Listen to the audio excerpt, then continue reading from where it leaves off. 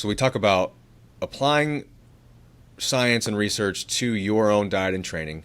And then it's like, okay, now how do I set up my plan? And it's New Year's now, it's 2019, everybody's got their plan. What are the main issues with things like New Year's resolutions when it comes to I'm going to say the science of goal setting, because I think there is some stuff there. Sure. Where do you see with that? Yeah, so I think this comes back to my meta topic and diving in. So there's a little bit, I want to say that willpower is finite, and there's a little bit of controversy in the psychological literature about that.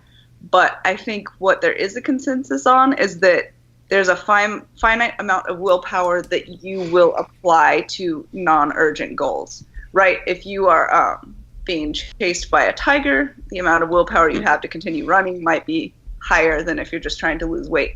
But in terms of adding things to your life, things like losing weight or adding a training regimen, things like that, you are tapping into this sort of finite resource of focus and motivation.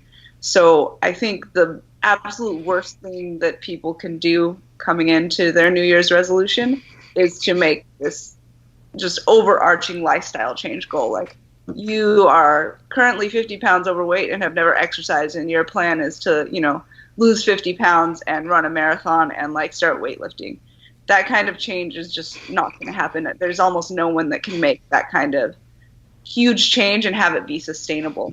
So I think the most important thing to do when coming into New Year's is take a very small, tiny chunk of your overall goal and just make that the goal and get there and maintain it. And there's some research to suggest that changes like this in terms of lifestyle take 6 months to a year to be sort of set.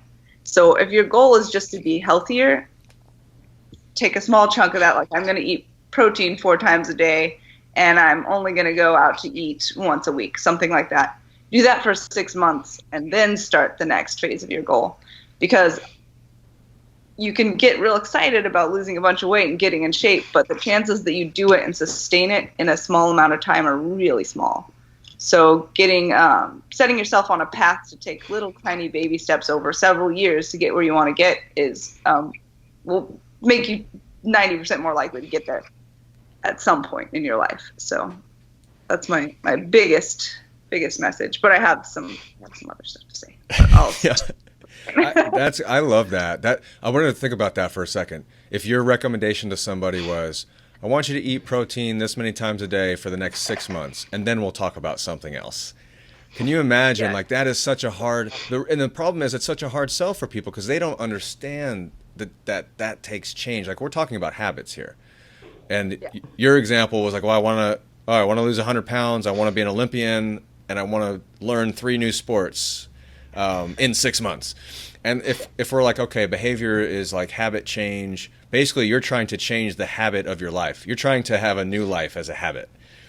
And it just doesn't work like that. You want to stop biting your nails?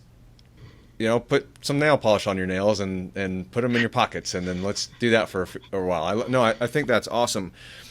Would you say that finite nature of willpower is synonymous with a term that I have heard called decision fatigue that kind of happens over the course? Have you heard that before? I have.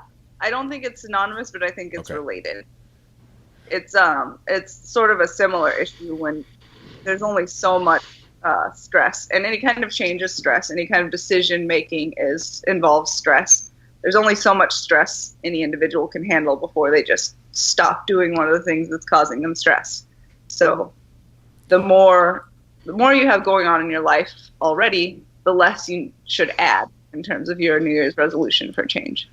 So with the finite nature of willpower, this is more of a global topic in regards to how much willpower. Okay. Yeah. How much can you handle? How much stress can you handle? I think that with these topics, there's definitely some parallels in the rehab world.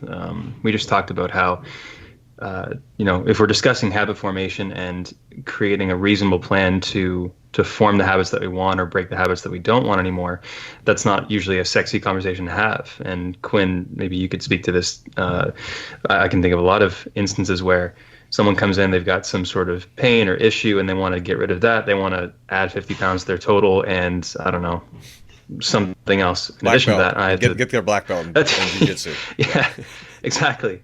And then the conversation often ends up having to be like, okay, these are awesome. Let's pump the brakes a bit. Let's just do these two things half decently or really well for like the next 3 to 4 months, because that's what we know takes, or that's roughly how long we know it's going to take to make some substantial improvements in this particular thing that's affecting you, and then we can go into the next thing. I know that I've gotten a bunch of responses that have been like, well, that sucks. I don't like that. I'm going to go to the next guy down the street. Right. And at which point I'd kind of throw up my hands and be like, I understand. I know this is not a fun conversation at all, but this is why I'm saying what I'm saying, and this is why I think it's the best way to go. What we ultimately do is kind of up to you.